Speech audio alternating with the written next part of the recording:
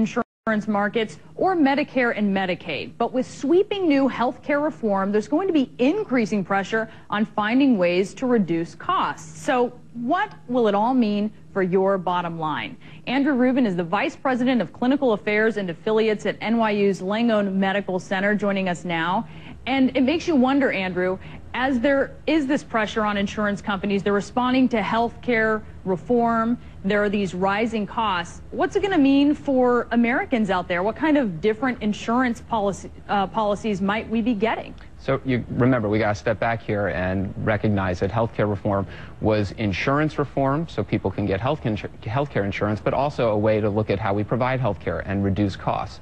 So the insurance companies are coming up, and employers are coming up with new products and ways and services of reducing costs to themselves and responding to healthcare reform. One of the things I think of with my insurance is how many options do I have with doctors? How many different facilities can I go to? Is that going to be restricted? Should we expect to see that restricted? So we have to look back over the past few years, and what's happened is a lot of employers and insurance companies have come up with products that basically passed a lot of cost on to the individual. So higher co-insurance amounts, higher co-pays, higher deductibles.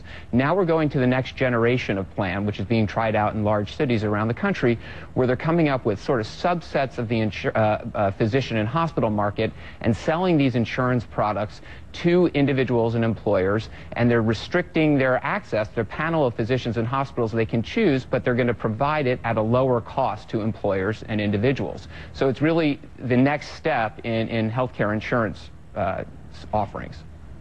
And can you just run through some of the pros and cons here? Because we want to know what's going to be different, what might be better, what might not be as good as we're moving forward into this new era. Sure. Anytime you change insurance products, you have to look at what's being offered. And what we're really talking about is restricting who people can go see within their insurance network. So right now, if you sign up for any insurance company, you have access to their entire panel of physicians and all their hospitals that they have relationships with.